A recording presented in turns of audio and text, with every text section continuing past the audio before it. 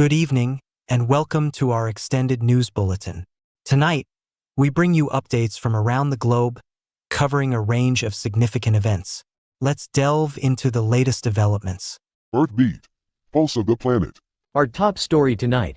Tragedy strikes in Ukraine's second city of Kharkiv as a Russian nighttime attack claims the lives of 6 people and wounds almost a dozen others. The attack, which occurred just after midnight, targeted the residential Shevchenkivsky district of Kharkiv, causing extensive damage to high-rise buildings, administrative buildings, and civilian infrastructure. According to local authorities, the Russian armed forces launched missile attacks using S-300 missiles, followed by drone strikes during rescue operations, exacerbating the devastation. Pakistan and Azerbaijan have reaffirmed their commitment to collaborate on global climate action and disaster resilience efforts. Ambassador Hazar Farhadov of Azerbaijan met with Secretary Ministry of Climate Change and Environmental Coordination Aziz Adar in Islamabad on Saturday to discuss avenues for joint cooperation. During the meeting, Ambassador Farhadov highlighted the long-standing and close relations between Azerbaijan and Pakistan, dating back centuries in history. He emphasized the importance of leveraging this strong bond to address pressing environmental challenges on a global scale. In the latest escalation of tensions, Hezbollah, the Iran-backed militant group, has claimed responsibility for downing an Israeli drone over southern Lebanon. The Israel Defense Forces, IDF, confirmed that one of its surveillance drones, an Elbit Hermes 450 UAV, was shot down by a Hezbollah surface-to-air missile. This incident marks another episode in the ongoing conflict between Israel and Hezbollah, with the IDF reporting multiple instances of drone interceptions by the militant group in recent months. In response to China's increasing assertiveness in the South China Sea, the United States, Japan, Australia, and the Philippines have announced plans to conduct joint maritime exercises on April 7. The exercise aims to promote a free and open Indo-Pacific region amidst growing tensions in the strategically vital waterway. The one-day cooperative activity will involve communication drills and officer of the watch maneuvers within Manila's exclusive economic zone, EEZ, in the South China Sea. The participation of the USS Mobile, HMAS Warramunga, JS Akabono, and 2 Philippine warships underscores the commitment of these nations to enhance interoperability and strengthen their defense cooperation. Russia has condemned a recent drone attack on a military facility in Moldova's breakaway Transdniestria region, labeling it a dangerous provocation and calling for a thorough investigation into the incident. The attack, which involved a kamikaze drone targeting a facility belonging to the separatist authorities' defense ministry, occurred approximately 6 kilometers from the border with Ukraine. Russia's foreign ministry spokeswoman, Maria Zakharova, denounced the attack as a deliberate attempt to exacerbate the already tense situation surrounding Transdniestria. She emphasized the need for a comprehensive investigation to determine the circumstances of the incident and hold those responsible accountable.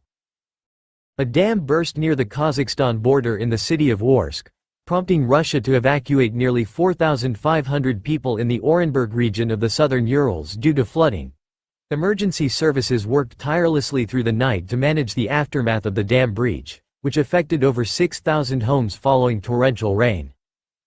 A state of emergency has been declared in Tien Giang Province, Vietnam, as thousands of people face severe water shortages due to drought and salinization.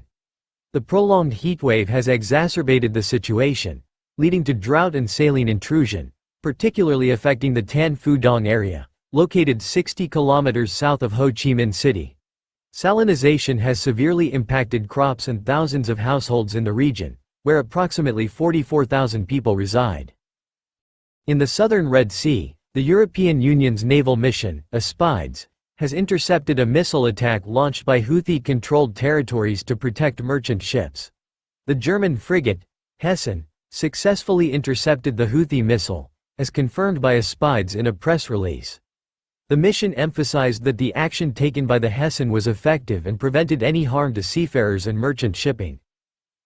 In a bold and unequivocal statement, Iran's senior advisor to the supreme leader, Yahya Rahim Safavi, has issued a chilling warning to Israel following a deadly strike on Damascus. Safavi declared Israeli embassies no longer safe in the wake of the attack, which claimed the lives of 7 Revolutionary Guards members, including high-ranking generals Zahidi and Rahimi. The tense standoff between Iran and Israel has escalated to new heights, with Safavi vowing retaliation for what he deemed aggression against Iran. In a developing story, Israel has launched airstrikes on the Bekaa Valley in eastern Lebanon early on Sunday, according to Lebanese security sources. The strikes reportedly targeted a training camp belonging to Hezbollah in Janta village near the Syrian border. The Israeli attack comes shortly after Hezbollah claimed to have downed an Israeli drone over Lebanon. Lebanese security sources stated that one of the strikes hit the town of Safri, near the city of Baalbek, but no casualties have been reported so far.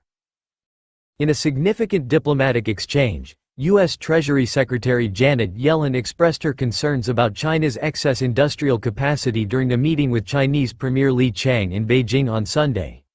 Yellen emphasized the importance of stable bilateral relations that allow for tough discussions between the two nations.